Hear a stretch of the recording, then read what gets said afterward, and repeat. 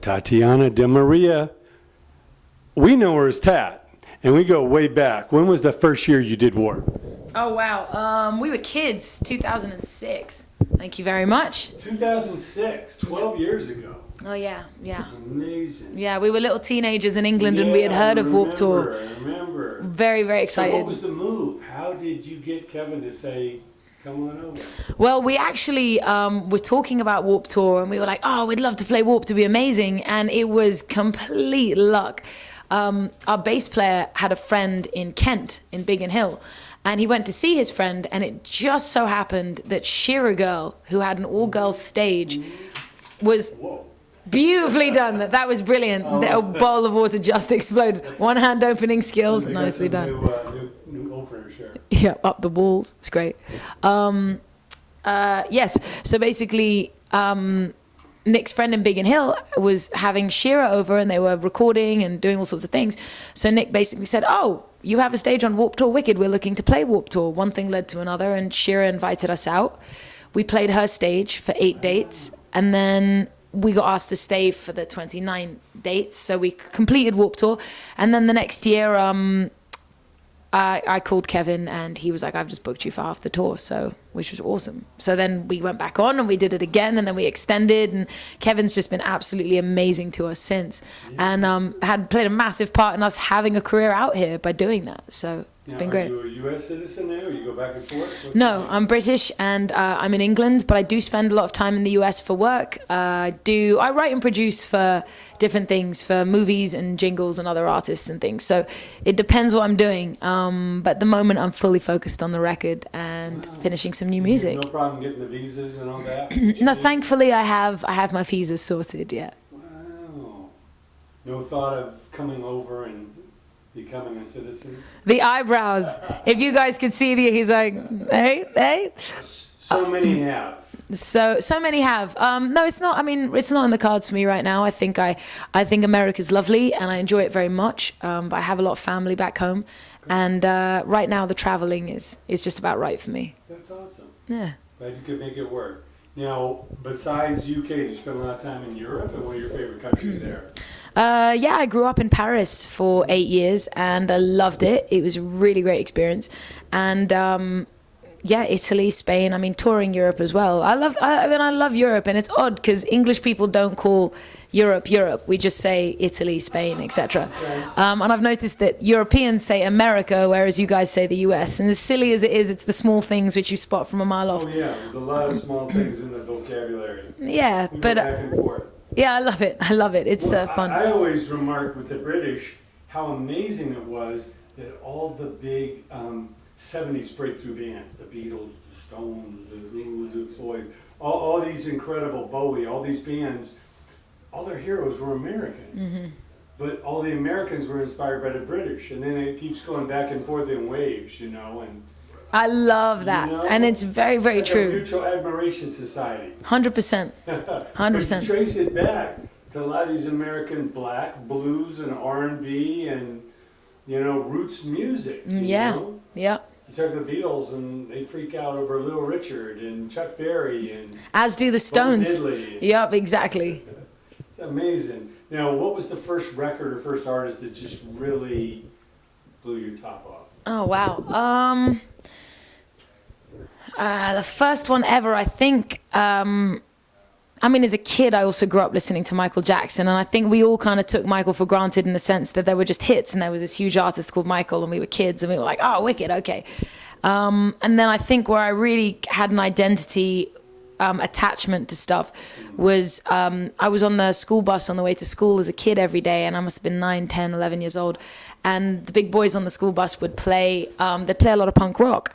And I remember the first record I got was So Long and Thanks for the Shoes by NoFX. It was the first full album. And then I'd gotten The Longest Line and that EP. And that was I remember sitting there listening to it going, holy shit, this is the coolest thing. And it was just really raw and real, and I loved the lyrics and I loved the songs. And I got into NoFX pretty heavily, and The Clash and Rancid and Stiff Little Fingers, and then Green Day and Nirvana and everything that was coming out at the time. And yeah, I just got deep in that, and then a lot of gangster rap as well, which I just felt, in terms of the substance and the roots of it, came from a similar energy. So those two forms of music really resonated with me growing up. Well, being in Cali, I was not only involved in the Clash's first shows and a lot of early punk rock, Purple Lunch, Black Flag, Getaway, and all this, but also I was there at the beginning of the gangster rap scene, Purple Lunch and NWA and Dre and Tupac and Eazy-E and all that. And how was that? To me, it was very similar. It was all like anti-authority, you know, just attitude music. But it's funny to a lot of outside people, they think it couldn't be further apart. You know, the white and the black, and the California and England or New York, and you know, it's funny when you're in it. It's completely natural. Yeah, you know, it's just another form of expression. But somebody from the outside, they act like it's like two different worlds. Yeah, I mean, but they really collide, especially on the Warped Tour. Totally. Well, it's great too, because you get to, on the Warped Tour, you get to see the energies back to back. It's not often that you get to see a hip hop artist, for example, next to a rock artist. But I actually, I lost a friend, and I was playing. He had produced a bunch of hip hop artists, and it's funny because over time I found that the rock music we were making had a lot of hip hop artists hitting me up saying, hey, I'd like to do something on your track, particularly Pessimist and Stay Up, whether it was taking a hook. And so I was actually, while I was writing the first Tat record, I was also producing underground hip hop in the UK and writing songs and producing different beats and basically building tracks. So it's something that I've been connected to both for a long time, but it's also interesting to see how you can speak to hip hop artists and we'll talk rock all day, and I'll talk to rock artists and we'll talk hip hop all day. And behind the scenes, you know, it depends where you come from, but it is a soul connection. And then, you know, obviously there are vast differences between the struggles and the lyrical content, but there is certainly a thread and a sentiment that does cross over at some point there. Oh yeah, same thing with a lot of the, you know, EDM, or you know, there's a lot of music that just comes from that street level, you know, and it's more in common than not. Now, obviously, there's a lot of hip hop, a lot of underground, and you've been through all the scenes in England. Why do you think more British hip hop artists haven't crossed over here? Do you think it's the accent? The American youth, they think that, what is that? That's not New York or LA. Where, you know? Interesting. Is it, you know, what's your take on that? Dizzy Rascal, all these guys, you thought, okay, they're gonna break through, you know, and you know, and it's just, I don't know if it's the inner city attitude, they're just alien to that?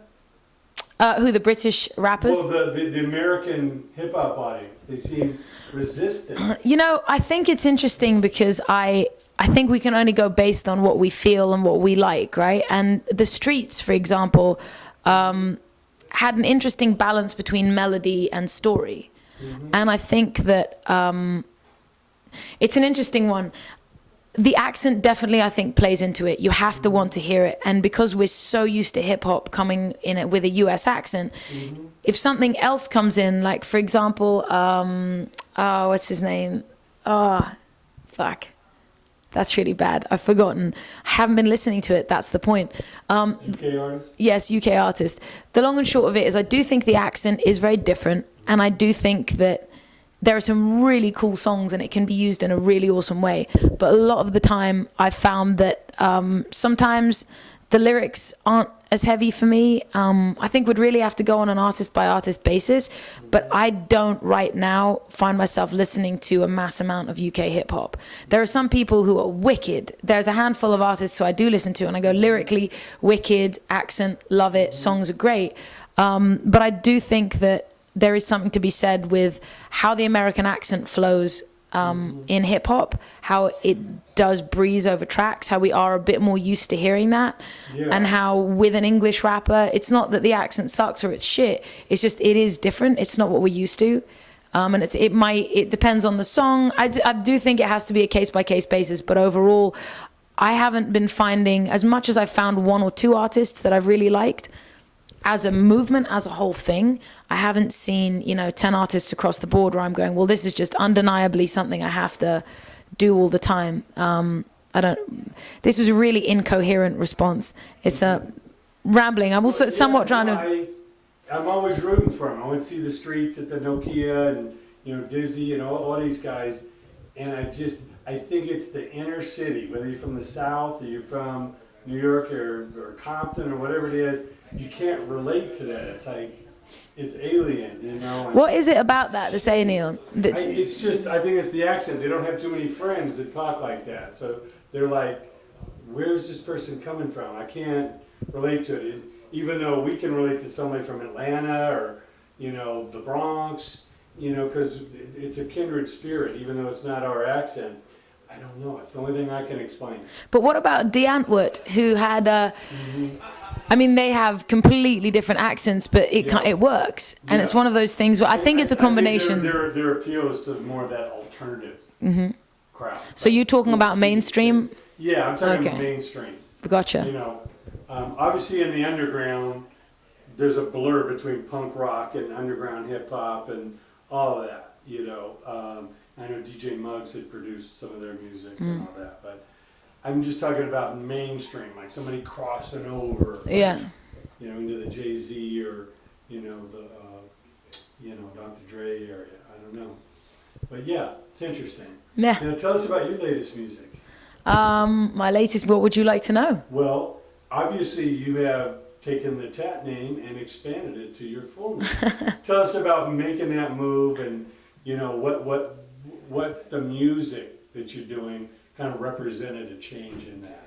Okay, so I had Tat, and we still have Tat, and we toured a lot, and our dreams came true, and life was awesome. We got to play Warped tours, tour the US, and I'd written that first record in high school, so I was 15 when I wrote Soho Lights. So we recorded it, and we toured it, through Europe and then the US, and after about 6 years of, you know, touring on a record, which is quite long because we did the 2 different territories, we took a year off and we just chilled because we had played a lot of shows. And in that time, I was writing and producing for different people. And while I was on the road with Tat, I had actually started writing some music and I was coming up with songs and we were rehearsing it as Tat. And one of the songs that I released recently is actually a song that we tried doing with Tat. And what we found was that in doing that, we would play it Tat style. And some of the songs just felt like they wanted to be produced differently and have a different undercurrent to them. So with that said, in doing the songs justice, they started to sound very different to the rock band. So what I did was just decided to do a separate project and go, okay, this is something that's important to me. This is what I've been writing. I really want to release this stuff. So recorded it. I feel like I did the songs more justice in terms of their style and direction. And then looked at it and went, okay, well, if I put this under the name Tat, I think it'll weird our fans out, and I didn't want to do that. They've been with us for a long time. So out of respect, I went, okay, well, let's do something new. And put it under my name, but what's also cool about that is the fact that because I do produce and write across the board, the fun thing about doing a solo project is you really can just take any avenue and do what you want. And that's something I enjoy very much. With Tat, I certainly felt like I wanted to deliver a rock record for people who had gotten into it and wanted to hear a rock record. Solo, there's more freedom there, which is cool. At the same time, it's still me. It's still my writing and still my production. Yeah. So it's just a different side of you that made sense to give it a different name because it's not the big. Yeah, exactly. And I've had bands, you know, I've grown up and had bands I've absolutely loved, and they've changed their sound, but they've kept their name. And that would freak me out a little bit. I'd be like, oh man, does that mean that's completely over and we'll never have that again? Whereas with Tat, I wanted to leave that open to put out the Tat stuff I have written and recorded and to release more rock records, but be able to still do what I feel is right now. So will you go back and forth? Is the next record Tat? Well, there's a lot of the solo stuff. There's a lot of Tatiana Demaria to come out. Yeah, I'm doing a track a month over the summer. So in terms of the new stuff, there's a 5-track EP. I've released Too Much, What It Is About You, and a song called London Don't Lie, which just came out a couple of days ago. Super excited about that one. There's a music video for London, which comes out tomorrow. So I'm very excited about that. And there's basically a track roughly once a month through the summer into autumn, the fall. And and then after that, there'll be a full length. So there's a lot of Tatiana Demaria music to come, and I'm loving it. I mean, the fans have been absolutely amazing. Everybody's been really supportive and great. So I feel very lucky. And yeah, that's what we're doing for now. And where can we find this online? Yeah, so I'm Tatiana Demaria just about everywhere. Instagram, Tatiana Demaria, Twitter, Tatiana Demaria, Facebook, Tatiana Demaria Music, iTunes, Spotify, all that jazz, YouTube, it's all everywhere. Awesome. Now I know you've experienced a lot from an early age. What is a couple little wisdom, a couple little tips you can impart on young creative people coming up? They're chasing their dreams, they see what you're doing, they want to do this. How do you school them as far as what it takes to even have a shot? Oh, damn. I think what it takes and advice would almost be two separate things. I think number one would just be, just say yes and just do shit. Do you know what I mean? Like, integrity's always been very important to me. And I've found myself always doing things I believe in and always being okay with things. And sometimes we get opportunities and we stop ourselves because we second guess, because we think, well, in other words, it's the same thing anyone will tell you. Be true to yourself. Do what feels good. If it feels good, fucking do it. If you're writing a song, don't second guess it. And just do you. Do you to the most you can do you. Don't stop and say, I'm doing me, but now I'm going to stop and do this formula. Sure, learn a craft, but do you. I think that's something that is underrated. A lot of people are trying to fit different things and we lose ourselves in the process, and I think that's a very important thing to do. For example, with my record, the reason this solo record is so important to me is because I do write and produce in all styles, and I do feel a bit limited just doing rock. So fans might be like, well, what are you doing? And this sounds like this sounds like that. I'm like, yes, but this is what I do on a daily basis behind the scenes, and this is also what I love.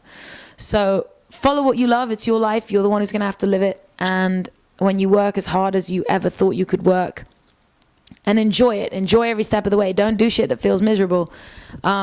Work 10 times harder, and that'll be just about what it takes to just get through the day and really get your shit out there. But you'll love it and it'll be great. So yeah, really do get out of your own way and follow your dreams. Just do that. Don't second guess. Keep raising the bar. Keep pushing yourself. Yeah. And you know what? It's all progress. Look, I mean, afraid to fail too. You got to try everything. Yeah, the Stones are still touring, and people think about how many records people released. You know, when we look at people and we go, "Oh, look at them right now. They're doing this." Yes, but how many records did they release and they kept getting better?